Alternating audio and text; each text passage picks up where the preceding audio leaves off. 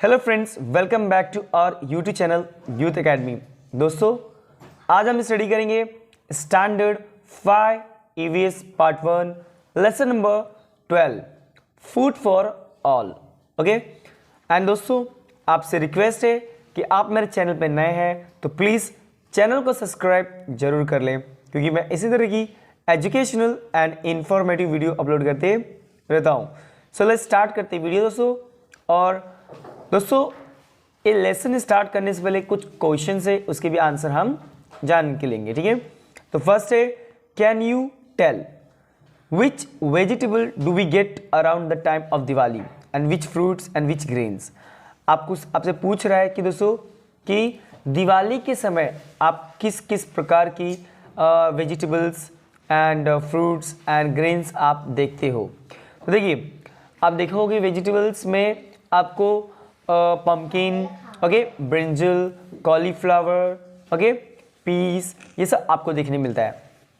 And fruits की बात करें तो आपको फ्रूट्स में ऑरेंजेस, ओके, एप्पल एंड बनाना, ये सब आपको देखने मिलेगा।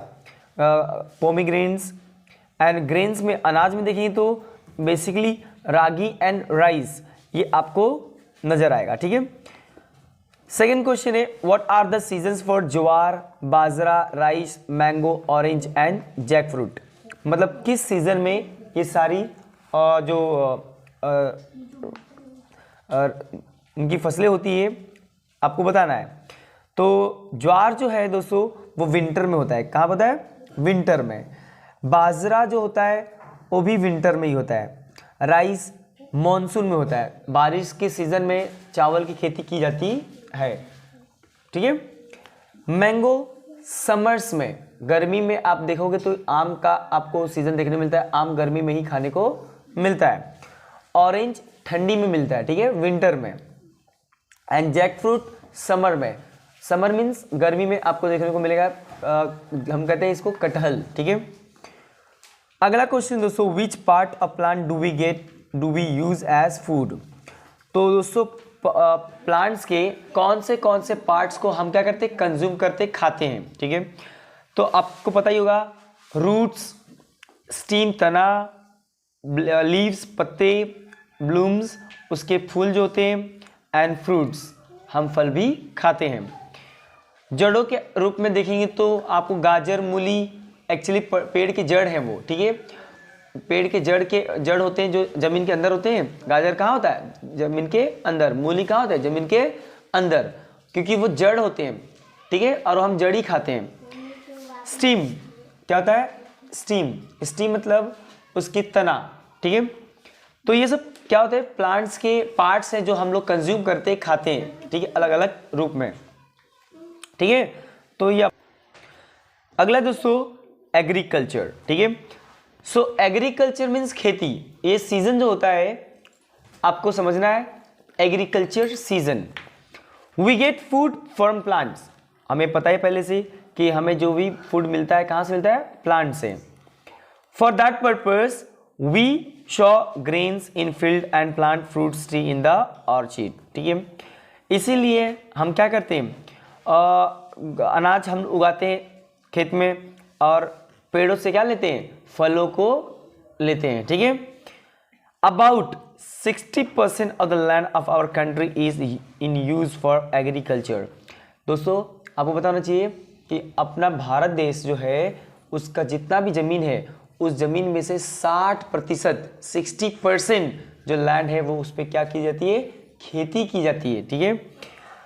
And there are 2 main agriculture season in our country. और अपने देश में 2, ठीक है, 2 जो मेन सीजन है आपको इसमें आपको खेती करने में मिलता है। 2 सीजन में खेती की जाती है, ठीक है।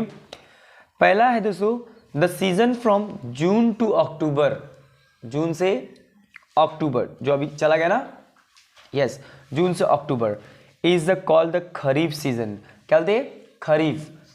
तो जो खरीफ होता है वह कहते हैं राइस का सीजन होता है। कहते हैं राइस का। जून से अक्टूबर का महीना होता है, इसी के बीच में की जाती है।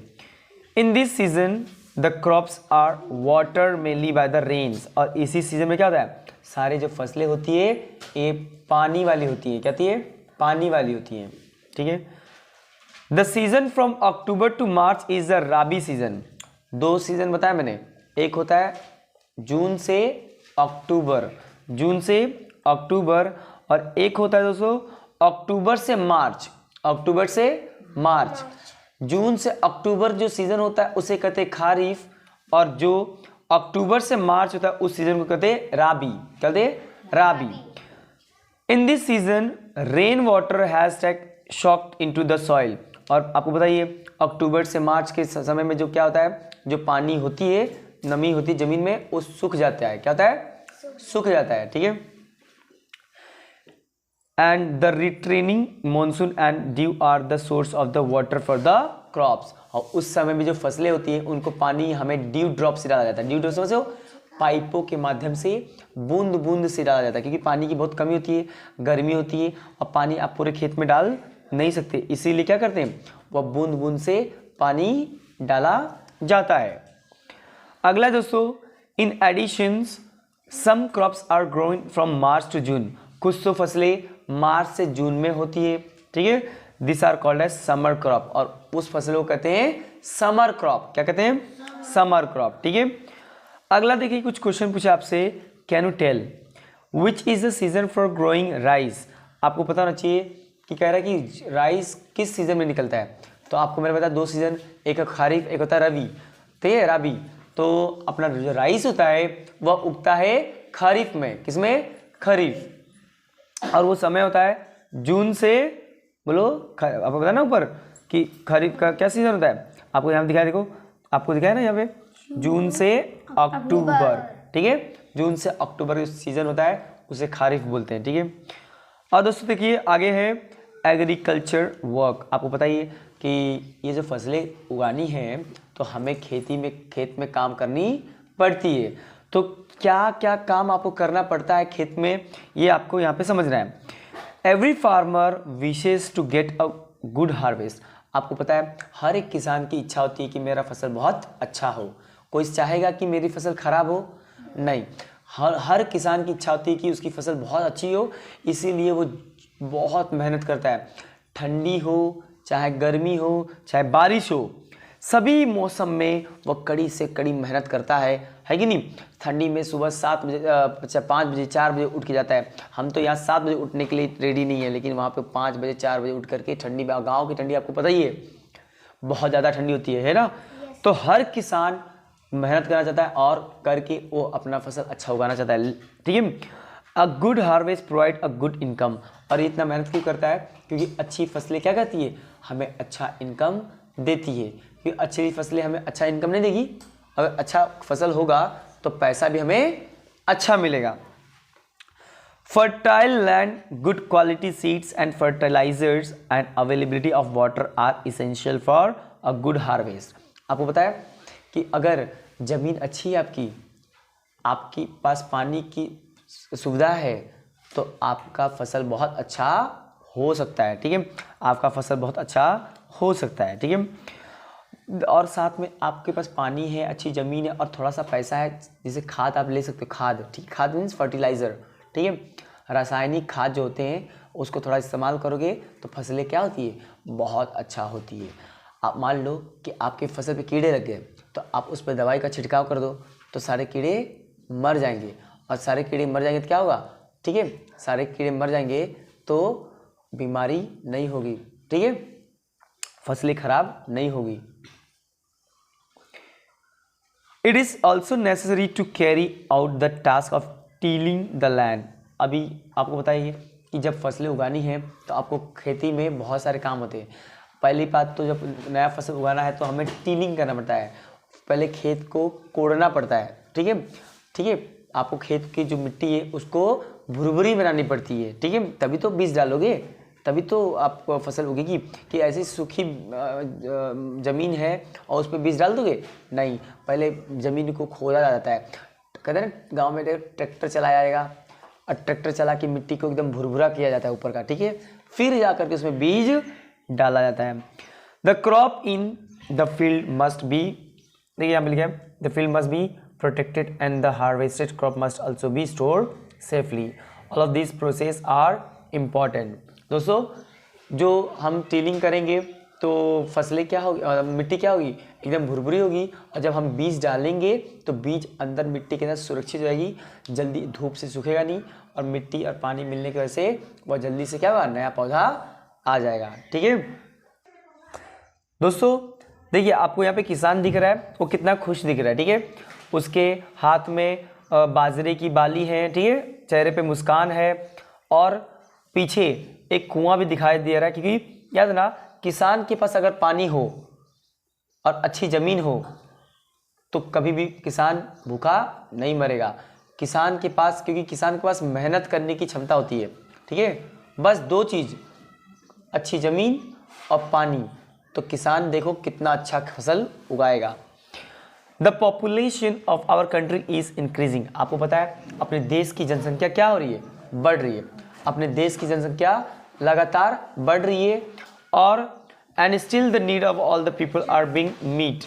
और दोस्तों इनकी जो भूख है, किसानों की भूख, और किसान क्या करते हैं, सभी लोगों की भूख को मिटाते हैं, इसीलिए किसानों को अन्नदाता भी कहते हैं। क्या कहते हैं, अन्नदाता, क्योंकि अन्न कौन दे रहा है, हमें किसान देते हैं। अगर किसान ना होता तो क्या लगता है, हमें क्या भोजन मिलता, खाना मिलता। आप देखिए, आप शहर में रहते हो, अगर शहर में रहते हो और किसी चीज़ की कमी होती है तो कितना परेशानी होती है।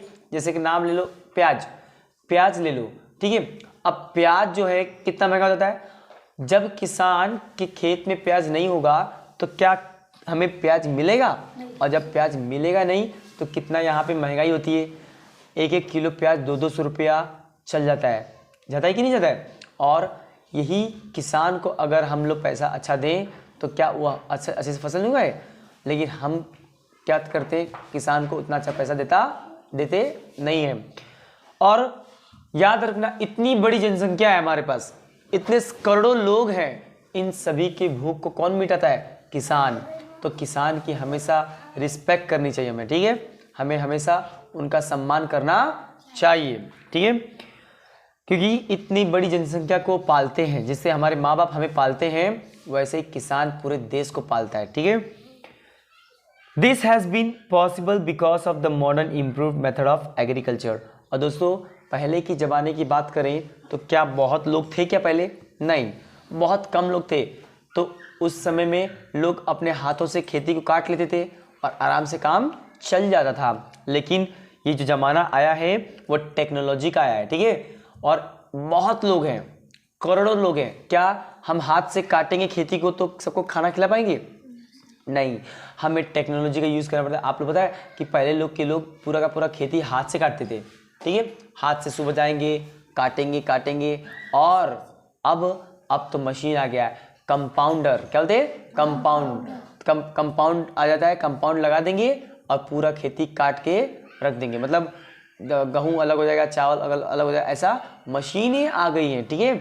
पहले के समय में खेती जो निराई जो करते थे, खेती करने से पहले जब ज़मीन को कोड़ना पड़ता था तो बैल और एक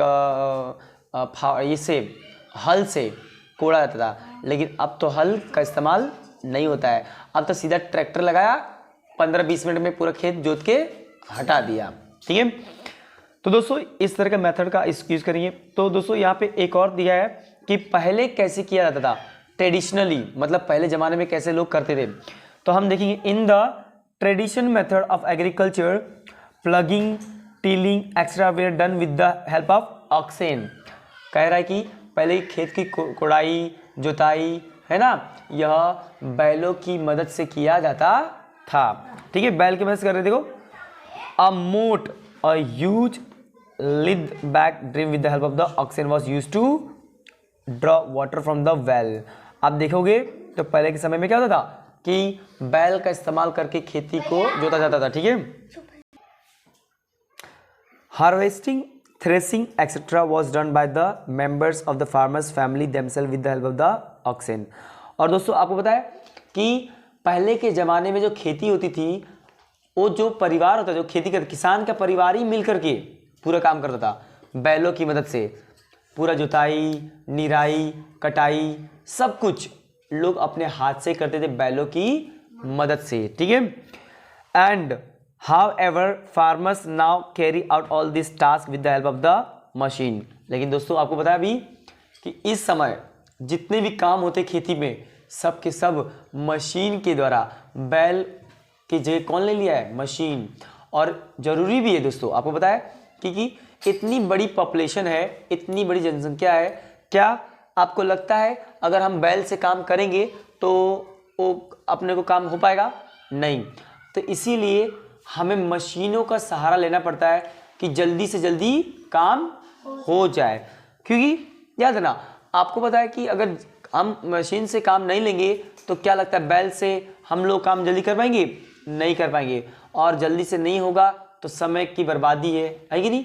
क्योंकि हमें इतने लोगों को पेट भरना है तो काम जल्दी जल्दी होना चाहिए। और एक बात बताओ, इतने लोग हैं खाने के लिए तो सभी के लिए अनाज की मिलना चाहिए कि नहीं? तो जल्दी जल्दी अनाज उगेगा तभी तो लोग क्या करेंगे? अपना पेट भरेंगे।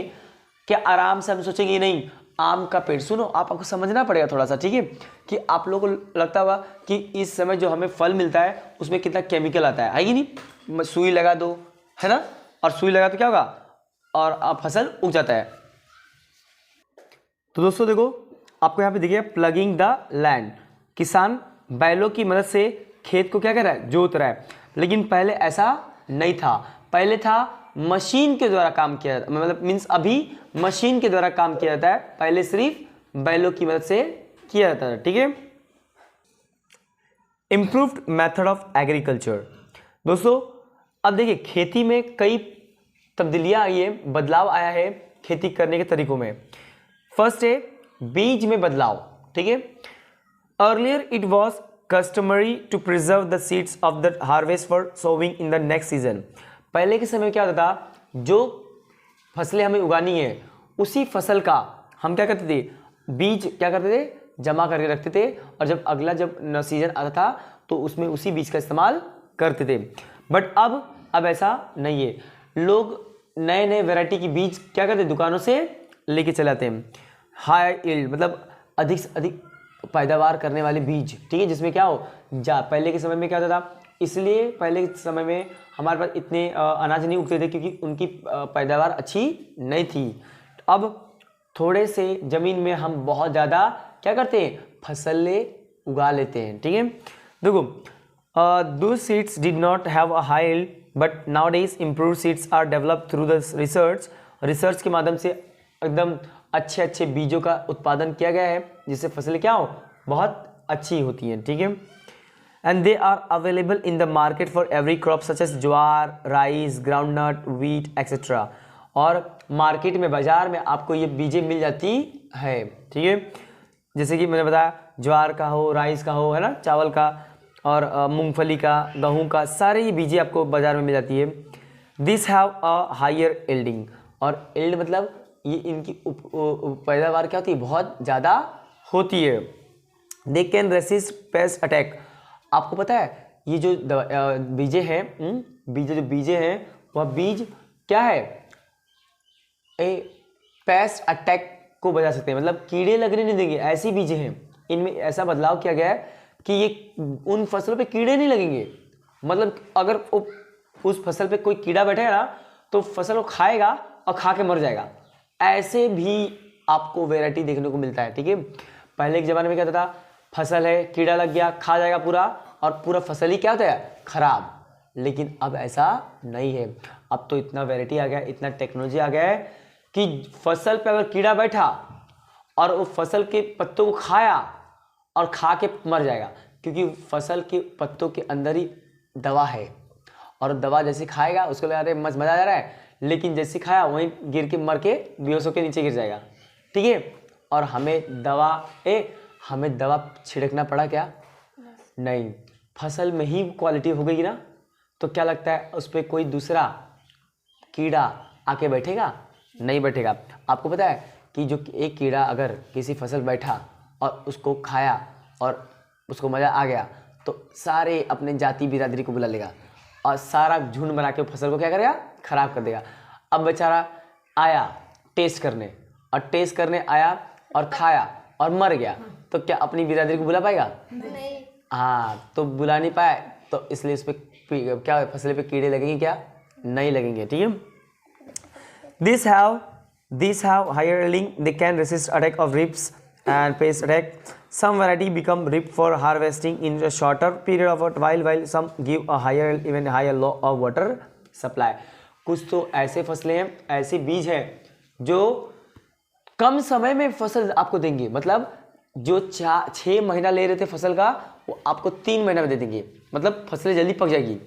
और दोस्तों कुछ तो कम पानी में भी वो फसलें उग जाती है, ठीक है। ऐसे भी फसलें आपको देखने को मिलती है। अब बात करते हैं दोस्तों modern method of irrigation. Irrigation क्या? सिंचाई। इरिगेशन मतलब सिंचाई, किस प्रकार से हम फसलों को पानी देते हैं। तो देखिए दोस्तों, पहले के समय में क्या था, crops grow well if they are water at a right time. आपको पता है कि फसल अच्छी कब होती है? जब वो फसलों को समय पे पानी मिले, है कि नहीं। अगर फसलों को समय पे पानी मिले तभी तो अच्छी फसल उगेगी, है कि नहीं। अगर फसलों को सही समय पे पानी नहीं मिलेगा तो कभी भी उगेगी नहीं। तो इसलिए वाटर फ्रॉम रिवर्स, नदियाँ, तालाब और कुओं के माध्यम से उसका यूज़ करके हम लोग उसको क्या करते हैं, खेतों को पानी देते हैं। लेकिन दोस्तों नदियों में, तालाबों में पानी कहाँ से आएगा? रेन, बारिश से। अगर बारिश ना हो तो क्या लगता है हमारी फसल अच्छी होगी? नहीं। तो हमारी जो फसलें हैं बारिश पर भी निर्भर करती है। Greater quantity of water are stored by building a dam and bunds on the rivers of the obstruct to flow the water downstream. This helps to raise the level of a groundwater. और आप देखोगे तो हम बारिश के पानी को क्या करते हैं, बांध बना करके रुका कर रखते हैं। अब बांध बनाएंगे तो क्या होगा, पानी रुकेगा। और दोस्तों जब बांध बनाएंगे पानी रुकेगा तो ज़मीन में भी पानी तो जाएगा ना, तो हमारा ज़मीन का पानी का लेवल क्या है, वह बढ़ जाएगा, ठीक है। और वही पानी हम बाद में कुओं के माध्यम से या पंपू सेट के माध्यम से मशीन के द्वारा खींच के क्या करेंगे, समर सेट के द्वारा क्या करेंगे, पानी हम खेतों को इस्तेमाल करेंगे, देंगे, ठीक है। Crops were traditionally water through the canals. आपको पता है पहले के ज़माने में जो फसलें होती थी उनको पानी कहाँ से मिलता था, नहरों नालों से, ठीक है। And how uh much water from the canal is lost due to evaporation. आपको पता है कि इस नहरों का पानी अधिक धूप की वजह से सूख जाता था। नहरों का पानी कैसे, धूप की वजह से सूखता था, इवेपोरेशन बोलते हैं, भाप बन के उड़ जाता था। तो आधा पानी तो ऐसे ही निकल गया, है कि नहीं, आधा पानी ऐसे ही निकल गया। And seepage into the ground. Now certain improved method of irrigation are used too, which provide enough water to the plants and at the same time help to save a lot of water. और दोस्तों नया modern तरीका में अब normal canal से, नहरों नलियों से पानी देते नहीं है, कुछ नया तरीका, जैसे कि आपको यहाँ पे दिया गया ड्रिप इरिगेशन और sprinkle irrigation are two of this modern method. देखिए फसलों में क्या करेंगे, जहाँ पे अपनी फसल उग रही है, देखिए आपको पिक्चर्स में दिख रहा होगा, जहाँ पे अपना जो बीज है, मीन्स जहाँ पे अपना पौधा है, वहीं पर पाइप, छोटा सा पाइप लगा करके वो पाइप के माध्यम से वहाँ पे बूंद बूंद से क्या करेंगे, पानी देंगे। बताओ पानी की बचत हुई कि नहीं? जितना पानी चाहिए उस फसल को मिल जाएगा। और पूरे खेत को पानी देगा कोई मतलब है क्या? कोई पूरे खेत को पानी दे कोई मतलब नहीं, क्योंकि पूरा खेत में पानी डाल के क्या करेंगे, वो तो सूख जाएगा, है ना। अब क्या होगा, ऐसा भाप उठ के ऊपर चला जाएगा, है कि नहीं। तो ये आपको समझना है कि जितना हमको पानी चाहिए उतना ही हमको उनको देना है, ठीक है। बेफिजूल का पानी हमें वेस्ट करना नहीं है। तो ये इस तरह कुछ मेथड होता है। और यहाँ देखिए एक और मेथड है दोस्तों, इसको कहते हैं स्प्रिंकल इरिगेशन। आपने देखा होगा पानी होगा और उस खेत के बीच में ऐसा गोल गोल घूमेगा, ठीक है, गोल गोल घूमेगा और वह फुवारा मारेगा, ठीक है। तो देखिए the drip irrigation method makes use of pipes with holes. Pipe में होल करके उस फसल के ऊपर पानी गिराई जाएगी। And this ensures that the required amount of water drips only near the plants. और इससे सिर्फ उतना ही पानी मिलेगा जितना पौधे को चाहिए। Thus full use is made of the available water। और हम पानी का बहुत ही अच्छी तरह से इस्तेमाल कर सकते हैं। अगला है दोस्तों, sprinkle irrigation make use of sprinklers of different size that spray water directly on plants. और ये स्प्रिंकल इरिगेशन का होता है फुहारा, ठीक है। और ये फुहारा भी कई प्रकार के होते हैं। जैसे जैसे फसल बढ़ेंगे तो उनको पानी की मात्रा बढ़ेगी, तो क्या होगा, आप लोग उसको बढ़ा देंगे, पानी की स्पीड को बढ़ा देंगे, जिससे उतना पानी उस फसल को मिल जाएगा। तो दोस्तों इस तरह ये नया मेथड हम लोग खेती में इस्तेमाल करते हैं। And improve methods of agriculture में हमने देखा improve seeds, modern method of irrigation, ठीक है। और दोस्तों इसके नेक्स्ट जो पार्ट है हम आने वाले वीडियो में इसको कवर करेंगे। एंड आई होप कि दोस्तों आपको ये वीडियो पसंद आई होगी। और दोस्तों अगर ये वीडियो आपको पसंद आई है तो प्लीज़ मेरे चैनल को सब्सक्राइब जरूर कर लें, क्योंकि मैं इसी तरह की educational and informative video upload करते रहता हूँ। तो दोस्तों मिलते हैं नेक्स्ट वीडियो में, तब तक के लिए take care and good bye.